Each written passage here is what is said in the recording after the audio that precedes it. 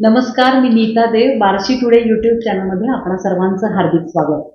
IIT Bombay आणि इतर संस्थांची सहकार्य करार सलग तिसऱ्या वेळेस नॅक अ श्रेणी प्राप्त, शैक्षणिक व प्रशासकीय मूल्यमापन अ श्रेणी प्राप्त, DBT new Delhi star status पुरस्कारांनी प्राप्त, त्याचप्रमाणे DST फिस्ट ग्रँट प्राप्त, विद्यापीठ स्तर सर्वोत्कृष्ट पुरस्कार विजेते महाविद्यालय, स्किल हब महाविद्यालय, NEP लीड महाविद्यालय, 14 वेळा युथ फेस्टिवल जनरल चॅम्पियनशिप विजेते महाविद्यालय, क्रीडा स्पर्धांमध्ये उत्कृष्ट कामगिरीची परंपरा असलेलं महाविद्यालय म्हणजेच श्री शिवाजी शिक्षण प्रसारक मंडळ संचलित श्री शिवाजी महाविद्यालय. या महाविद्यालयाचे प्राचार्य डॉक्टर अब्दुल शेख सर आपल्यासोबत आहेत. तर त्यांच्याशी आपण सर्वच म्हणजे महाविद्यालयाची वैशिष्ट्ये, महाविद्यालयातल्या प्रवेशासंदर्भात या सगळ्याची चर्चा करणार आहोत. सर, बार्शी टुडे मध्ये खूप खूप स्वागत आहे. सर धन्यवाद. नमस्कार. मी प्राचार्य डॉक्टर AB शेख, श्री शिवाजी शिक्षण प्रसारक मंडळ संचलित श्री शिवाजी महाविद्यालय बार्शी. धन्यवाद मॅडम. सर, नुकताच 10वीचा 12वीचा निकाल लागलेला आहे आणि महाविद्यालयाकडे आपला नेहमीच ओढा असतो. म्हणजे कर्मवीरांनी ही जी संस्था सुरू केली तर कर्मवीरांच्या संस्थेमधले म्हणजे संस्थेमध्ये मुलं शिकावीत असं प्रत्येकाचं इच्छा असते. त्यानुसार ऍडमिशन प्रोसेस सुरू झालेली आहे. तर साधारण आपल्या महाविद्यालयाबद्दल काय सांगाल? आमचे आपल्या सर्वांचे प्रेरणास्थान कर्मवीर डॉक्टर मामासाहेब जगदाळे यांना अभिवादन करतो.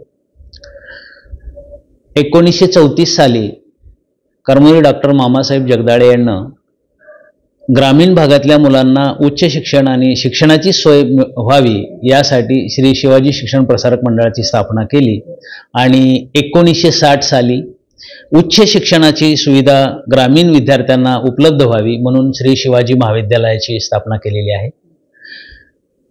सुरुवातीपासूनच हे महाविद्यालय म्हणजे गुणवत्तेसाठी एक चांगलं महाविद्यालय, गुणवत्तापूर्ण महाविद्यालय म्हणून उदयास आलेलं आहे.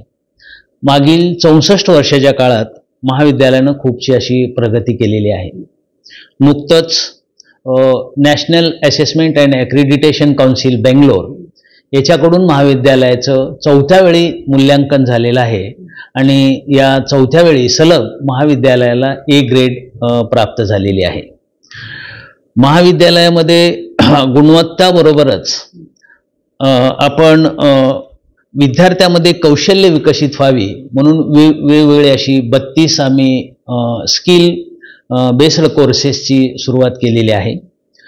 आत्ताच तुम्ही सांगितल्याप्रमाणे महाविद्यालय सर्वच बाबतीत आपल्या पुण्यश्लोक अहिल्यादेवी होळकर विद्यापीठामध्ये एक नामांकित महाविद्यालय म्हणून ओळखलं जातं.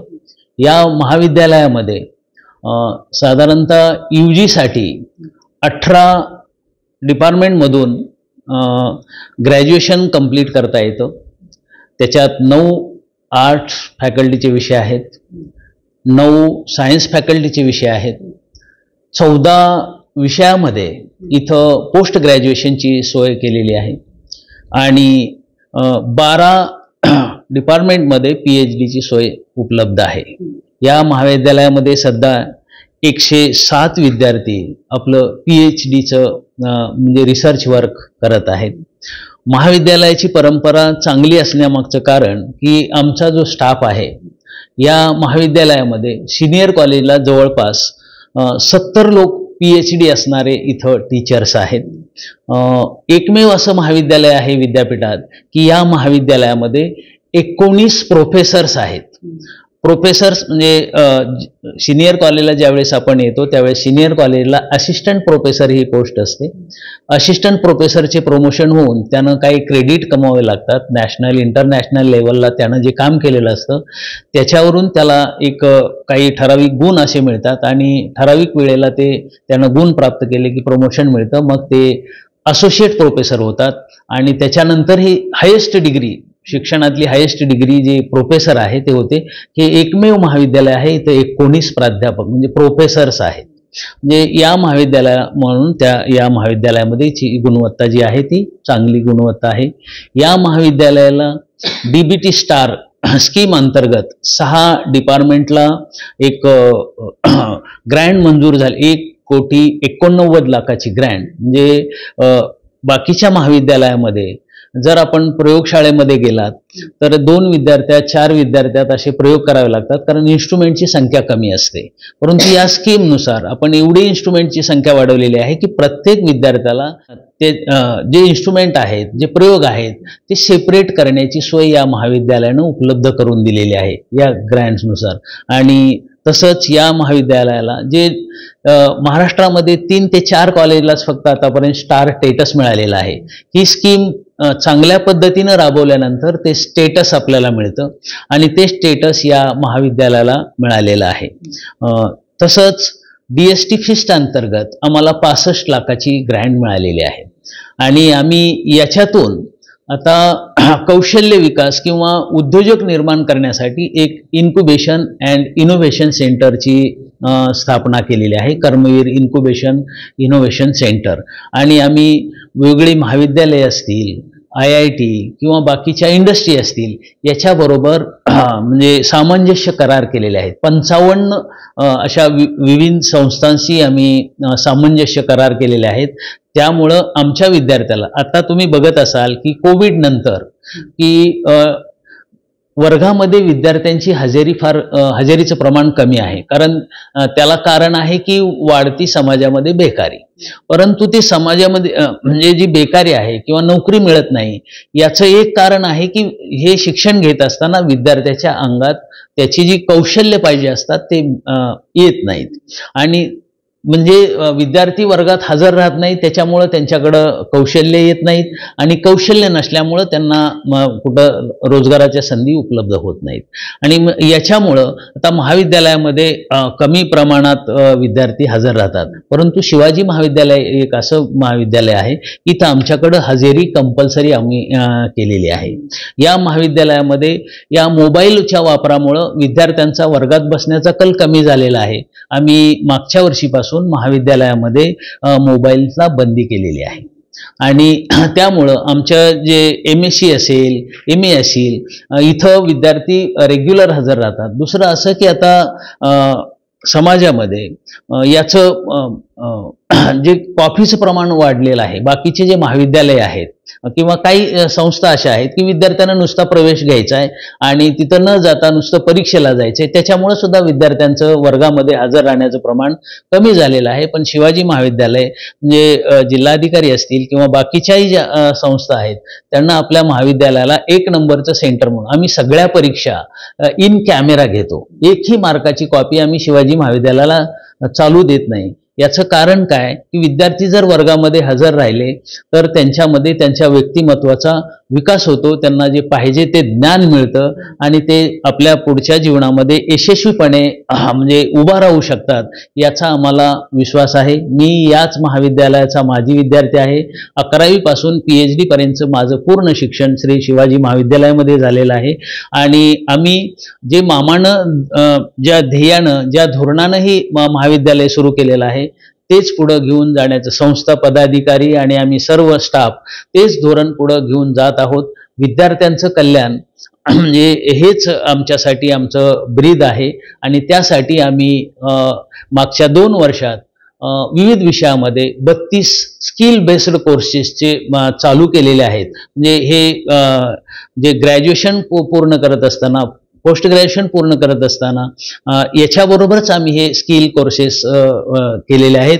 आणि आता तर या वर्षीपासून कर्मवीर इन्क्युबेशन आणि इनोव्हेशन सेंटर याची स्थापना आम्ही जवळपास एक इमारत आणि त्याच्यातले लागणारे इन्स्ट्रुमेंट 4.5 कोटीपर्यंत आम्ही त्याच्यात संस्थेनं म्हणजे खर्च केलेला आहे. आणि या ग्रामीण भागातल्या विद्यार्थ्यांकडे जर काही आयडिया असतील तर त्या आयडियाला उद्योगामध्ये म्हणजे प्रवर्तित करण्यासाठी त्याला जे सहाय्य लागेल, त्याला जे म्हणजे रिसर्चसाठी लागेल असे रिसर्चचे इन्स्ट्रुमेंट, म्हणजे आता कुठल्याही कंपनीमध्ये जर विद्यार्थी गेला तर त्याला कुठलं ना कुठलं इन्स्ट्रुमेंट हँडल करावं लागतं आणि त्या सगळे इन्स्ट्रुमेंट आम्ही आमच्या इनोव्हेशन आणि इन्क्युबेशन सेंटरमध्ये उपलब्ध करून 2-2.5 कोटी रुपयाची इन्स्ट्रुमेंट आम्ही आणलेली आहेत आणि त्याचा उपयोग समाजासाठी त्याच्यातच आम्ही म्हणजे माती पाणी परीक्षण प्रयोगशाळा सुरू केलेली आहे या शेतकऱ्यांसाठी. म्हणजे जे काही या ग्रामीण भागामध्ये ज्या विद्यार्थ्यांना सगळ्या सोयी उपलब्ध करून देण्याचं काम हे श्री शिवाजी महाविद्यालय करत आहे. नुकताच आता 12वीचा निकाल लागलेला आहे. महाविद्यालयानं 12वीच्या निकालाची परंपरा कायम ठेवलेली आहे. जवळ 93% आमच्या महाविद्यालयाचा निकाल आहे. आर्ट्सचा सुद्धा निकाल जवळपास जिल्ह्यामध्ये सगळ्यात जास्त आर्ट फॅकल्टीचा निकाल सुद्धा शिवाजी महाविद्यालयाचा आहे. शिवाजी महाविद्यालयामध्ये या शिक्षणाबरोबरच आमचं जे म्युझिक डिपार्टमेंट आहे किंवा कल्चरल ॲक्टिव्हिटी आमच्यामध्ये राबवल्या जातात. तर आपणाला माहीतच आहे, आपण सांगितलंच आहे की मागच्या 19 वर्षात 19 वेळा पुण्यश्लोक अहिल्यादेवी होळकर विद्यापीठामध्ये युवक महोत्सव म्हणजे अरेंज केला आणि त्याच्यामध्ये 14 वेळा श्री शिवाजी महाविद्यालय चॅम्पियन आणि उरलेल्या वेळामध्ये आम्ही म्हणजे 2 नंबरला आहोत. म्हणजे आमच्याकडं कल्चरची सुद्धा चांगली एक परंपरा आहे. आपल्यातल्या याच वर्षीचा जी चित्रगौरव आहे तो आमच्याच एका माजी विद्यार्थ्याला सपोर्टिंग ॲक्टर म्हणून विठ्ठल काळे नावाच्या विद्यार्थ्याला मिळालेला आहे. संगीत विभागात सुद्धा 2 आमच्या विद्यार्थ्यांना राष्ट्रपती पारितोषिक मिळालेलं आहे. म्हणजे सांस्कृतिक विभाग सुद्धा आमचा चांगला आहे. तसंच खेळामध्ये सुद्धा आमचं महाविद्यालय म्हणजे अग्रेसर आहे. युनिव्हर्सिटीमध्ये जेवढ्या टीम आहेत त्या सगळ्या टीममध्ये म्हणजे इंटर युनिव्हर्सिटी खेळणाऱ्या नॅशनल लेवलला खेळणाऱ्या सगळ्या टीममध्ये श्री शिवाजी महाविद्यालयाचे विद्यार्थी आहेत. आम्ही 11वी सायन्सला मागच्या वर्षीपासून स्पेशल बॅचची सुद्धा सुरुवात केलेली आहे. नीट जेई जी मुलं ग्रामीण भागातून लातूरला जातात त्यांना खर्च परवडत नाही अशा विद्यार्थ्यांसाठी सुद्धा आम्ही स्पेशल कोचिंगची इथं व्यवस्था केलेली आहे. त्यांना डिजिटल म्हणजे बोर्डावर त्याची शिकवण्याची सोय केलेली आहे. स्पेशल टीचर आमच्याकडं त्याच्यासाठी एक्स्ट्रा म्हणजे वेळात काम करतात. रेग्युलर तर करतातच, त्याच्यापेक्षा स्पेशल कोचिंग सुद्धा आम्ही या विद्यार्थ्यांसाठी ठेवलेली आहे. म्हणजे एकूणच आमच्या महाविद्यालयामध्ये आर्ट्स फॅकल्टी असेल किंवा सायन्स फॅकल्टी असेल तर याच्या निकालाची परंपरा तर चांगली आहेच, याच्याबरोबर खेळ आणि कल्चरलमध्ये सुद्धा आमचं महाविद्यालय विद्यापीठामध्ये अग्रगण्य आहे. आपली जी याच्यामध्ये जसं लिहिलेलं आहे की कमवा शिका योजना कार्यरत आहे, त्याचप्रमाणे विद्यार्थी सहाय्य सुविधा उपलब्ध आहे. काय सांगायचं ग्रामीण तुम्ही असं सांगितलं म्हणजे की कॉपी इथे करू देत नाही, त्यामुळे काही ऍडमिशन वरती परिणाम होतो का? होत असेल तर त्या पालकांसाठी पण काय सांगा? थोडाफार परिणाम होतो. आता सध्या थोडासा असा ट्रेंड आहे की तुम्ही बघत असाल की काही महाविद्यालयामध्ये काही सुविधा नसताना ऍडमिशन दिली जातात आणि मग नुसतं परीक्षेला यायचं आणि त्या डिग्रीला काही महत्त्व नाही. त्याच्यामुळेच बेकारीचं प्रमाण असं वाढलेलं आहे. आमच्याकडं प्लेसमेंट सेल आहे. त्या प्लेसमेंट सेलचे जे चेअरमन आहेत डॉक्टर कोठावळे सर, एक दर 2 महिन्याला आम्ही अशा वेगळ्या इंडस्ट्रीची आमचं टायअप आहे. त्याचा आम्ही प्लेसमेंट म्हणजे कॅम्प आयोजित करत असतो. असं आमच्या लक्षात येत आहे की MA झालेले विद्यार्थी असतील किंवा बाहेरून कुठून MSc झालेले सुद्धा विद्यार्थी असतील, त्यांना साधं ॲप्लिकेशन सुद्धा करता येत नाही आणि मग त्यांना ते जॉब मिळत नाहीत. जर तो विद्यार्थी रेग्युलर शिकला तर त्याच्यामध्ये म्हणजे त्याचं म्हणजे पर्सनॅलिटी त्याची डेव्हलपमेंट जी आहे ते होत नाही. असं न जाण्यानं नुसत्या डिग्रीला काही अर्थ नाही. त्याच्यामुळं बेकारीचं प्रमाण त्याच्यामुळं सुद्धा वाढलेलं आहे. आणि मग अशी जर डिग्री मिळत असेल तर त्याच्याकडे लोकांचा थोडासा कल आहे. पण काही पालक आणखी सुज्ञ आहेत, चांगल्या महाविद्यालयाला ते आपल्या पाल्याला ॲडमिशन देतात. मग आम्ही ते रेग्युलर जे विद्यार्थी आहेत आम्हाला सांगायला अभिमान वाटतो की आमच्याकडे केमिस्ट्री असेल, मायक्रोबायोलॉजी असेल, फिजिक्स असेल, इलेक्ट्रॉनिक्स असेल, हे जे विद्यार्थी आमच्याकडे MSc किंवा PhD होतात त्यांचं 100% प्लेसमेंट आतापर्यंत झालेलं आहे. शिवाजी महाविद्यालयाचा विद्यार्थी असं म्हटलं की त्याचं म्हणजे एक वेगळाच थोडासा असा या महाविद्यालयानं ठसा उमटवलेला आहे आणि त्याच्यामुळं आमच्याकडं अशी कमतरता नाही. पण जो फ्लो पहिल्यांदा होता कोविडच्या अगोदर तो थोडासा कमी झालेला आहे.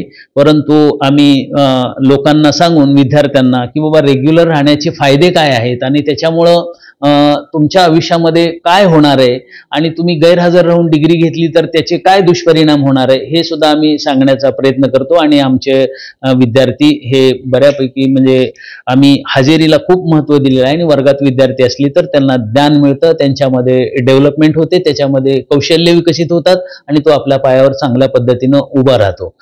कमवा शिका, जे विद्यार्थी एकदमच परिस्थिती त्याची नाहीये अशा विद्यार्थ्यासाठी आम्ही महाविद्यालयामध्ये कमवा आणि शिका योजना राबवतो. त्याच्यामध्ये त्यांना म्हणजे लायब्ररीमध्ये किंवा गार्डनमध्ये असं थोडंसं आम्ही नॉमिनल काम देतो. आणि यातनं मला सांगायला आनंद वाटतो की यावर्षी म्हणजे IIT जामसाठी क्वालिफाय झालेला आमचा या कमवा शिकामधला विद्यार्थी धंगेकर आहे. BSc केमिस्ट्री 3rd इयरला आहे. अपियर असतानाच त्यानं आता जामची एक्झाम क्वालिफाय केलेली आहे आणि तो IIT किंवा आयसरला आता MSc साठी क्वालिफाय झालेला आहे. तसंच आमच्या कमवा शिकातलीच एक विद्यार्थिनी आहे शिंदे नावाची. तर त्या शिंदे नावाची विद्यार्थी 5व्या सेमिस्टरला महाविद्यालयामधून पहिली आहे. म्हणजे ज्या विद्यार्थी काम करून शिकतात असे सुद्धा गुणवत्तापूर्ण विद्यार्थी आमच्या महाविद्यालयामध्ये आहेत. आणि ज्या ज्या विद्यार्थ्यांना आर्थिक अडचणीमुळं शिक्षणामध्ये काही अडचण येत असेल तर त्यांना महाविद्यालयामध्ये ही कमवा आणि शिका योजना आहे. म्हणजे त्यांना हॉस्टेलची सोय आहे, त्याच्यानंतर मेसची सोय आहे. बाकीच्या सगळ्या म्हणजे आमची लायब्ररी ही सगळ्यात मोठी, आपल्या रिजनमध्ये सगळ्यात मोठी लायब्ररी आहे.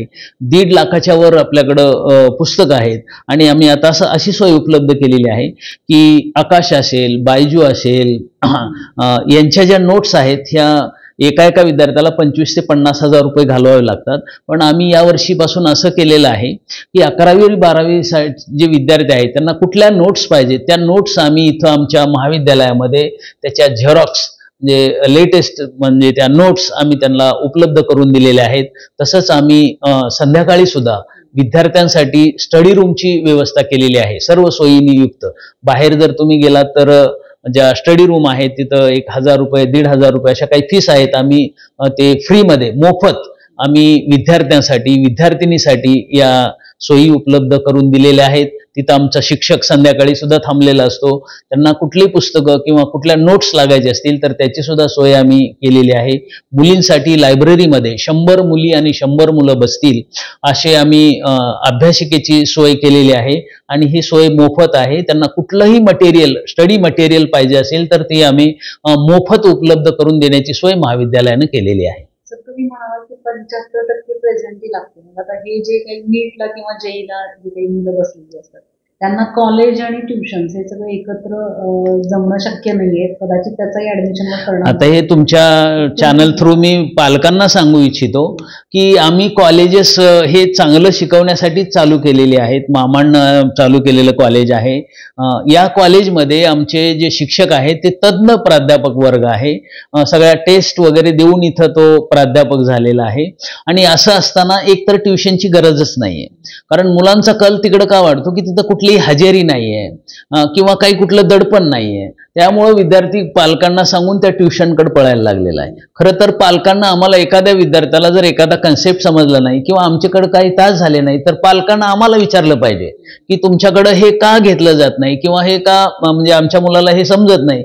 या आम्ही 2-3 म्हणजे या वर्षात पालकांचे मेळावे घेतले पण पालकांचा अत्यल्प प्रतिसाद आहे. मला असं वाटायला लागलं की पालकांना पैसे दिले मुलाला शिकायला की त्याचं काम संपलं असं नाहीये ते. तर पालक ट्युशनसाठी भरपूर खर्च करतायत. आणि आम्ही असं म्हणतो की एखाद्याला खूपच गरज आहे तर त्यानं या कॉलेजचा वेळ सोडून त्याला कुठं आणखी काही एक्स्ट्रा शिकायचं असेल पण आम्ही त्याची सुद्धा सोय केलेली आहे की ज्याला एक्स्ट्रा काही कोचिंग पाहिजे आहे ते सुद्धा आम्ही मोफत आमच्या महाविद्यालयामध्ये उपलब्ध करून देत आहोत. आणि स्टडी मटेरियल म्हणजे कुठल्याही रेंजचं स्टडी मटेरियल असेल तर ते आम्ही आमच्या महाविद्यालयामध्ये मोफत विद्यार्थ्यांना देत आहोत. आणि त्याच्यामुळे जे विद्यार्थी शिवाजी महाविद्यालयामध्ये प्रवेश घेतात आम्ही हजेरी तर काटेकोरपणे त्यांची घेतच आहोत. आणि पालकांना सुद्धा सांगतो एखादा विद्यार्थी गैरहजर राहिला तर आम्ही लगेच पालकांना कळवतो की तुमचा विद्यार्थी गैरहजर आहे. त्या म्हणजे या वेळात ट्युशन सुद्धा चालायला नाही पाहिजेत. ऍक्च्युअली त्याच्याकडे शासनानं सुद्धा लक्ष देण्याची गरज आहे. जे महाविद्यालयाचा वेळ आहे त्याच्यामध्ये ट्युशन सुद्धा चालायला नको आहेत तशा नाहीत. पण आमच्याकडे हजेरी म्हणजे चांगली आहे. मी अचानक एक दिवशी आमच्या एका मॅडमला सांगितलं की आजची मला प्रेझेंटी पाहिजे. 11वीला आमच्याकडं 700 जवळपास 50 विद्यार्थी आहेत. त्या 750 विद्यार्थ्यांमध्ये माझ्याकडे तर रेकॉर्ड आहे की मी मॅडमला, इंग्लिशच्या आमच्या मॅडम आहेत, त्यांना सांगितलं की मॅडम मला आज हजेरी पाहिजे तुमच्या सगळ्या क्लासची, किती मुलं गैरहजर आहेत. तर 700, पण मला सांगायला आनंद होतो की 725 मुलं वर्गामध्ये हजर होती 11वीची. म्हणजे मला त्यांना ते फोटो पाठवले, या वर्गात एवढे आहेत, या वर्गात एवढे आहेत, या वर्गात आणि एवढे विद्यार्थी गैरहजर आहेत. मग काहीतरी थोड्या कारणामुळे परत आम्ही त्यांना सुद्धा विचारलं. म्हणजे आमच्या महाविद्यालयामध्ये प्रेझेंटीचं प्रमाण खूप चांगलं आहे आता बघितलं. पण तसं आणखी ते थोडंसं म्हणजे पालक एवढे सजग नाहीत. मी 3 वेळा पालक मेळावे घेतले, पण 50% सुद्धा पालकांची हजेरी नाहीये. आणि त्याच्यामुळं मित्राच्या नादानं किंवा कशामुळे तरी तिथं कुठलं दडपण नसल्यामुळं मुलं ट्युशनकडे त्यांचा ओढा जास्त आहे. ज्याला जास्त कोचिंगची आवश्यकता आहे त्यानं कॉलेज वेळा सोडून जर केलं तरी चालेल, पण आम्ही तरी आमच्या महाविद्यालयामध्ये ज्याला प्रवेश घ्यायचा आहे त्याच्यासाठी यावर्षी तर 11वीला सेंट्रल ॲडमिशन प्रोसेस आहे. अगोदर रजिस्ट्रेशन करायचं आहे आणि ती सुद्धा सोय आम्ही आमच्या महाविद्यालयामध्ये मोफत करून दिलेली आहे. आमच्या महाविद्यालयामध्ये आम्ही कक्ष स्थापन केलेला आहे आणि त्यानुसार 11वीचे प्रवेश सुद्धा आम्ही मेरिटनुसार सेंट्रल ॲडमिशन प्रोसेस थ्रू करून घेणार आहोत. माझं पालकांना आव्हान आहे, कोणालाही म्हणजे शिक्षित असतील, अशिक्षित पालक असतील, कुठलीही अडचण आली तर आमच्याकडे इथं इन्क्वायरीचा एक कक्ष आम्ही स्थापन केलेला आहे. कुठल्याही महाविद्यालयाला तुम्हाला ॲडमिशन घ्यायचं असेल तर आमचे शिक्षक तुम्हाला मदत करतील अशी मी सर्व पालकांना ग्वाही देतो. आणि त्यासाठी आम्ही ज्या सेंट्रल ॲडमिशन प्रोसेस आहे त्याच्यासाठी आम्ही एक आमची कमिटी केलेली आहे आणि ती कमिटी विद्यार्थ्याला आणि पालकांना मार्गदर्शन करणार आहे. आता सर नवीन शैक्षणिक धोरणानुसार ऐच्छिक शिक्षण घेऊ इच्छित आहेत मुलं, आणि तुम्ही आता सांगता की 32 कोर्सेस वेगवेगळे आहेत. साधारण हे कोर्सेस कोणते आहेत कला आणि विज्ञान शाखेच्या व्यतिरिक्त? आमच्याकडं आता म्हणजे राष्ट्रीय शैक्षणिक धोरण 2020 मागच्या वर्षीपासून फर्स्ट इयर BA आणि BSc ला लागू झालेलं आहे आणि MA आणि MSc ला 2023 पासून ते लागू झालेलं आहे. याच्यामध्ये इंटर्नशिप असेल किंवा आर्ट्सच्या विद्यार्थ्याला काही सायन्सचे विषय घेता येतात किंवा सायन्सच्या विद्यार्थ्याला एखादा आवड असलेला आर्ट्सचा विषय घेता येतो आणि त्याच्याबरोबरच त्याच्यामध्ये कौशल्य विकसित व्हावी म्हणून प्रत्येक विषयाला, समजा आता केमिस्ट्री असेल तर वॉटर अनालिसिस, सॉईल अनालिसिस असे टाईपचे आम्ही कोर्सेस केलेले आहेत किंवा इन्स्ट्रुमेंटेशन, हे अशा टाईपचे कोर्स म्हणजे जे त्यांच्या आयुष्यामध्ये पुढे त्यांना उपयोगी येतील. हे केमिस्ट्रीसाठी झाले. मायक्रोबायोलॉजीकडे आपण गेलो तर मायक्रोबायोलॉजीमध्ये फर्मेंटेशन टेक्नॉलॉजी असेल, म्हणजे अशा टाईपचे कोर्सेस आम्ही 32 कोर्सेस वेगवेगळ्या विषयामध्ये आर्ट्समध्ये आणि सायन्समध्ये आम्ही चालू केलेलं आहे. आणि हे विद्यार्थी आपलं हे शिक्षण घेत असतानाच त्या कोर्सला ॲडमिशन घेऊ शकतात. त्याला कुठल्याही पद्धतीची फीस नाही आहे. म्हणजे हे मोफत कोर्सेस आहेत. म्हणजे विद्यार्थ्यांना शिकून झाल्यानंतर आपल्या पायावर उभा राहता यावं त्याच्यासाठी म्हणजे वर्मिकल्चर सारखा, सेरिकल्चर सारखा असे सुद्धा आम्ही इथं कोर्सेस आणि प्रोजेक्ट राबवलेले आहेत. आणि आताच मी सांगितल्याप्रमाणे आम्ही वेगवेगळ्या इन्स्टिट्यूट असतील किंवा इंडस्ट्री असतील 55 या इन्स्टिट्यूट बरोबर आम्ही सामंजस्य करार केलेले आहेत. या नवीन शैक्षणिक धोरणानुसार आम्ही विद्यार्थ्यांना त्या कंपनीमध्ये काय चालतं, त्या इन्स्टिट्यूटमध्ये काय चालतं याच्यासाठी आम्ही त्यांना म्हणजे इंटर्नशिपसाठी पाठवत आहोत त्यांच्याशी करार करून. आणि तिथं काय चालतं ॲक्च्युली हे आमच्या विद्यार्थ्याला आता माहिती होत आहे. म्हणजे या नवीन शैक्षणिक धोरण जे आहे राष्ट्रीय शैक्षणिक धोरण 2020 ते चांगल्या पद्धतीनं आम्ही शासनाच्या नियमाप्रमाणे ते चालवतच आहोत. त्याबरोबर आम्ही आणखी काही कोर्सेस त्याच्यात ॲड करून विद्यार्थ्याला त्याचा उपयोग होईल असे कोर्सेस आम्ही 32 वेगवेगळे कोर्सेस आर्ट आणि सायन्समध्ये चालू केलेले आहेत. मागच्या वर्षी मला वाटतं याच वर्षी काहीतरी खो खोच्या स्पर्धा मुलांच्या झाल्या, मुलींच्यासाठी काही स्पर्धा आयोजित करणार आहात? आम्ही तर ते स्पर्धा आयोजित करतोच. मला सांगायला अभिमान वाटतो. बरंच तो प्रश्न विचारला तुम्ही की आमच्याकडं आता जी विद्यापीठाची खो खोची टीम आहे त्या टीममध्ये 4 मुली आमच्या महाविद्यालयाच्या आहेत आणि त्यातल्या 2 मुली आमच्या कमवाशिकामधल्या आहेत. म्हणजे मुलींसाठी सुद्धा आमच्याकडं चांगलं आहे. 11वीलाच आम्ही आर्ट फॅकल्टीमध्ये 11वीला मुलं येताना थोडंसं प्रवेश तिकडं कमी ओढ आहे विद्यार्थ्यांचा, तर आम्ही त्याच्यासाठी कर्मवीर अकॅडमी, करिअर अकॅडमी चालू केलेली आहे. त्या कर्मवीर करिअर अकॅडमी थ्रू आम्ही इथं ज्या MPSCच्या परीक्षा घेतल्या जातात, पोलीस भरती असेल किंवा बाकीच्या कुठल्याही परीक्षा असेल तर त्याचे क्लासेस आम्ही इथं मोफत चालू केलेले आहेत. आणि ग्राउंडवर आमचीच एक विद्यार्थिनी, माझी विद्यार्थिनी जी MA झालेली आहे आणि तिचं सुद्धा MPSC आणि हे IPS याच्यासाठी तिचं म्हणजे प्रिपरेशन चालू आहे. तिनं मागच्या वर्षी आमच्या विद्यार्थ्यांना दररोज ग्राउंडवर 1 तास ट्रेनिंग दिलेलं आहे. 120 मुलांची आम्ही 11वीची ती बॅच केलेली आहे. आणि शिवशक्ती ग्राउंडवर, आता शिवशक्ती जे ग्राउंड आहे तिथं आम्ही हे करिअर अकॅडमी थ्रू त्यांचं जे फिजिकल फिटनेस आहे तो त्या मुलीच्या थ्रू आम्ही घेतो. आणि मला सांगायला आनंद वाटतो की मागच्या वर्षीच आमच्याकडे जवळपास 8 ते 9 मुलं पोलीससाठी सिलेक्ट झालेली आहेत म्हणजे या अकॅडमी थ्रू.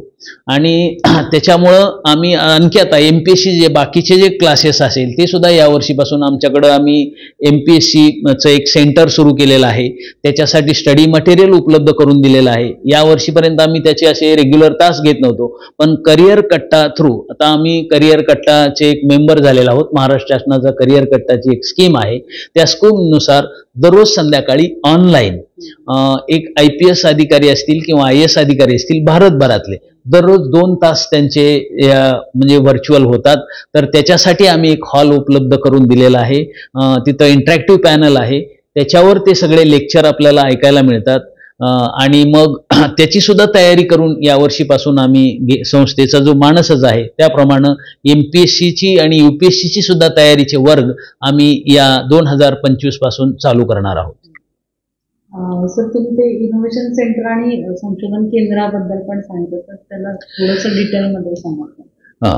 तर कर्मवीर म्हणजे आपले जे संस्थेचे जनरल सेक्रेटरी आहेत आदरणीय प्रकाश पाटील सर, यांना इनोव्हेशन आणि इन्क्युबेशन सेंटर आपल्याकडे असावं अशी पहिल्यांदा संस्थेमध्ये कल्पना मांडली. आणि आम्हाला ते घेऊन बारामतीला एक इनोव्हेशन आणि इन्क्युबेशन सेंटर स्थापन झालेलं आहे. त्याला आम्ही व्हिजिट केली आणि आमचं अशा लक्षात आलं की ग्रामीण भागातल्या विद्यार्थ्यांकडे खूप साऱ्या आयडिया असतात, पण त्यांच्याकडं आर्थिक म्हणजे क्षमता नसते किंवा त्यांची एखादी आयडिया आहे त्याला इन्क्युबेट करणं किंवा ती आयडिया म्हणजे प्रत्यक्षात आणण्यासाठी त्याला जे काय रिसर्च असेल किंवा आणखी काय लागणार असेल तर त्या सुविधा उपलब्ध नसतात. तर त्याच्यासाठी मग आपल्याकडं कर्मवीर इन्क्युबेशन आणि इनोव्हेशन सेंटरची स्थापना करायचं ठरलं.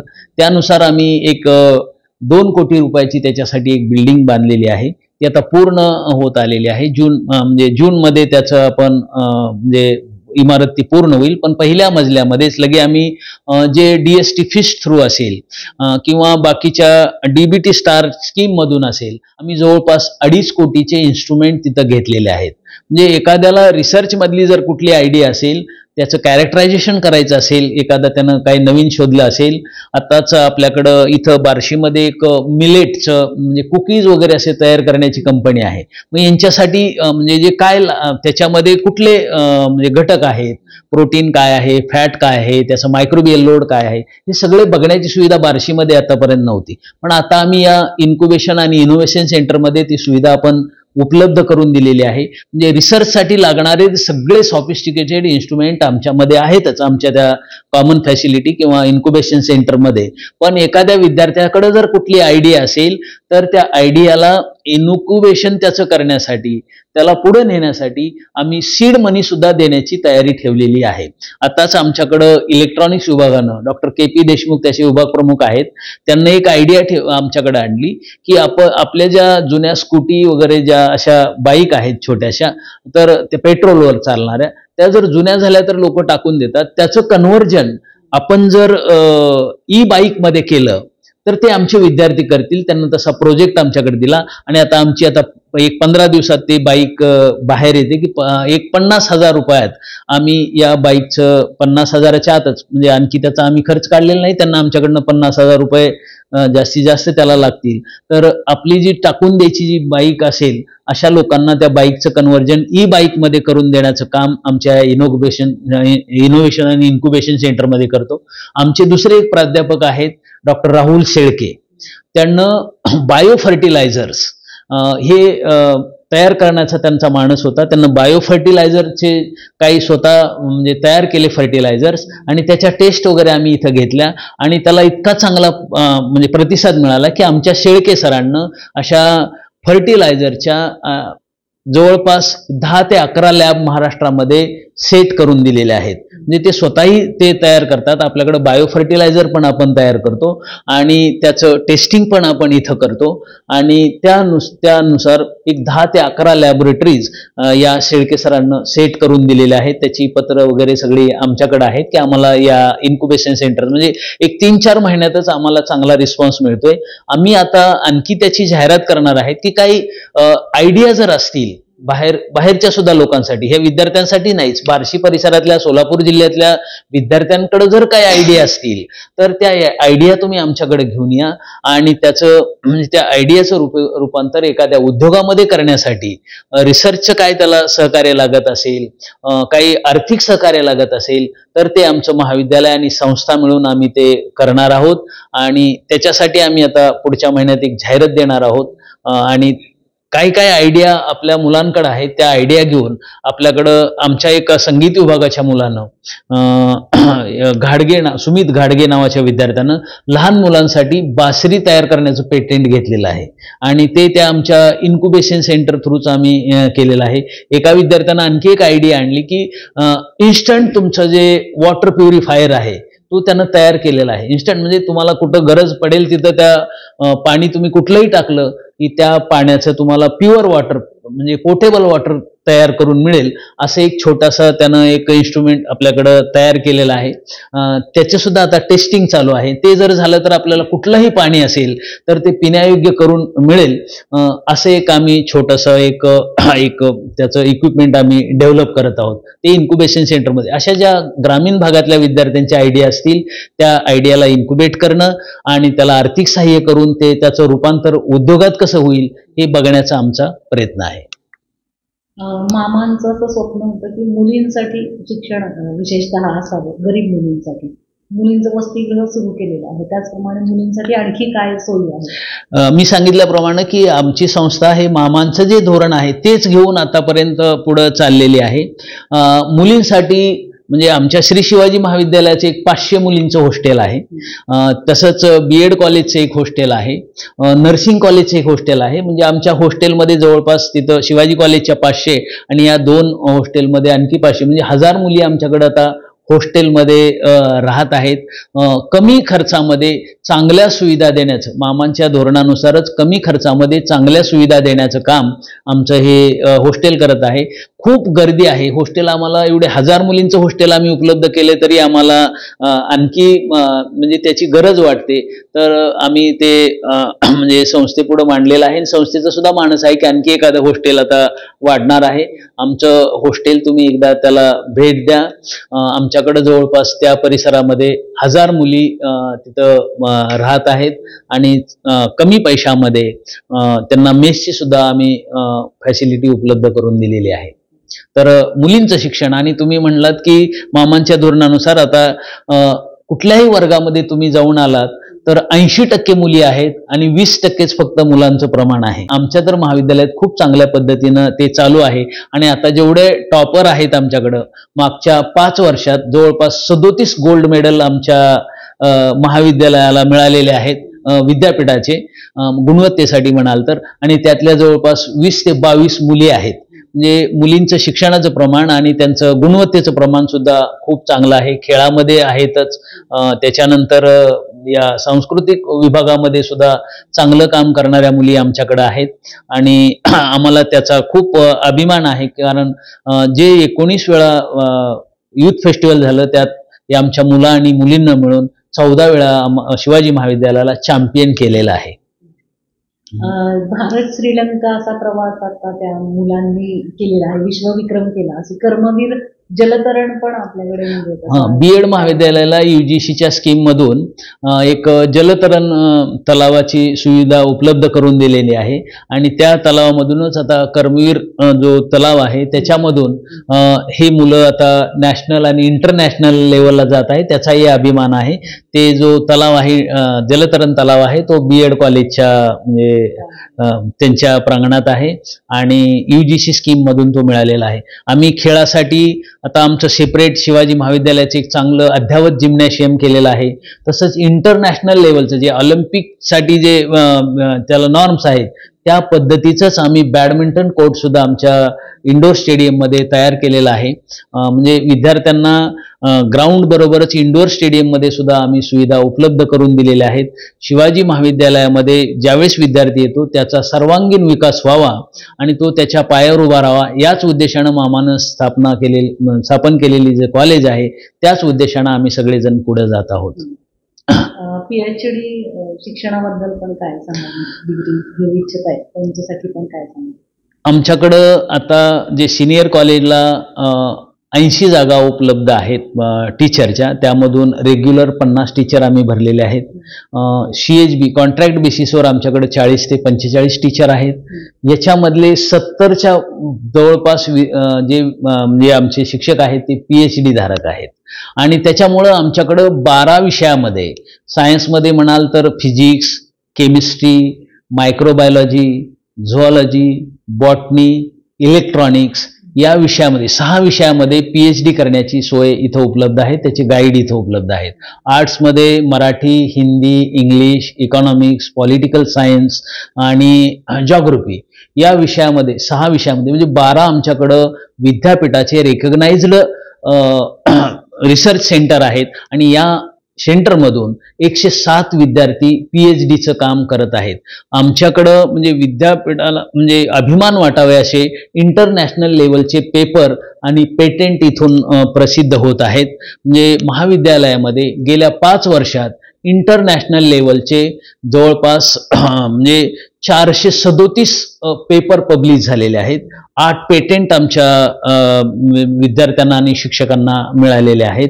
म्हणजे ते UKचे असतील, US असतील, या वेगळ्या कंट्रीचे किंवा आपले इंडियन पेटेंट असतील तर 8 पेटेंट आपल्याला मिळालेले आहेत. आणि जवळपास चांगले इम्पॅक्ट फॅक्टर असणारे पेपर आता आपल्या टेबलवर तुम्हाला दिसतच असेल की 294 पेपर आपण ते एकदम चांगले हाय इम्पॅक्ट फॅक्टरचे पेपर पब्लिश केलेले आहेत. आता शेवटचा प्रश्न म्हणजे आता प्रवेश प्रक्रिया चालू आहे तर विद्यार्थ्यांना आणि पालकांना काय आवाहन करायचं? बरेचसे पालक याच महाविद्यालयामधून शिकून गेलेले आहेत. त्याच्यामुळे या महाविद्यालयाची शैक्षणिक गुणवत्ता पालकांना माहीतच आहे. तसा तर शिवाजी महाविद्यालयामध्ये शिकण्याचा ओढा चांगलाच आहे. परंतु मी पालकांना सांगू इच्छितो की ज्या कॉलेजमध्ये म्हणजे आमच्या तर कॉलेजमध्ये आहे, ज्या कॉलेजमध्ये चांगल्या पद्धतीचं शिक्षण रेग्युलर विद्यार्थी राहून ज्या पद्धतीनं शिक्षण दिलं जातं त्याच महाविद्यालयामध्ये प्रवेश घ्यावा. 11वीचे आता आम्हाला परवा रिझल्ट लागल्यापासून भरपूर फोन येत आहेत. पण 11वीची जी प्रवेश प्रक्रिया आहे आमच्याकडं 11वीच्या 6 डिव्हिजन आहेत सायन्ससाठी, 4 डिव्हिजन आर्ट्ससाठी आहेत. त्याच्यानंतर सिनियर कॉलेजला आर्ट आणि सायन्सला म्हणजे आर्ट्सला जवळपास 4 डिव्हिजन ग्रँटेबल आहेत. आमच्याकडं सायन्सला 2 डिव्हिजन ग्रँटेबल आणि 2 नॉन ग्रँटेड डिव्हिजन आम्हाला विद्यापीठानं मान्य करून दिलेले आहेत. तर आमची संख्या जेमतेम होतेच आहे. परंतु माझं पालकांना आव्हान आहे की चांगल्या पद्धतीचं शिक्षण आमच्या महाविद्यालयामध्ये दिलं जातं. तर हे महाविद्यालय तुम्ही प्रिफर करावं आणि कुठलीही अडचण प्रवेशासाठी येणार नाही याच्यासाठी आम्ही प्रत्येक म्हणजे टप्प्यावर म्हणजे 11वी असेल, 12वी असेल, FY BA असेल, BSc असेल, MAच्या जे कोर्सेस आहेत आपल्याकडं 14 विषयामध्ये MA आणि MSc करण्याची सोय इथं उपलब्ध करून दिलेली आहे. MSc किंवा MAचे जे एंट्रन्स आहे ते विद्यापीठ लेवलला होतं आणि तिथूनच आपल्याला मुलं मिळतात. पण 11वीची प्रवेश प्रक्रिया यावर्षीपासून शासनानं आपण पेपरला वाचतोच आहोत किंवा आमच्या कॉलेजचं त्याच्यासाठी रजिस्ट्रेशन झालेलं आहे. आणि सेंट्रल ॲडमिशन जी प्रोसेस आहे या विद्यार्थ्यांना ॲप्लिकेशन कसं करावं, कॉलेजला प्रेफरन्सेस कसे द्यावे याची सगळी माहिती देण्यासाठी आम्ही एक आमची समिती नेमलेली आहे. ती समिती विद्यार्थ्यांना आणि पालकांना कुठलीही अडचण येऊ देणार नाही याची मला खात्री आहे. तर जास्तीत जास्त पालकांना शिवाजी महाविद्यालयाला प्रवेश घ्यावा आणि आपल्या पाल्याच्या करिअरकडं आपणही तेवढंच लक्ष द्यावं असं मी पालकांना आव्हान करतो. धन्यवाद सर. धन्यवाद. अशाच सर्व सोयींनी युक्त अशा सुसज्ज अशा महाविद्यालयामध्ये प्रवेश प्रक्रिया चालू आहे. आपण निश्चित प्रवेश आपला निश्चित करावा.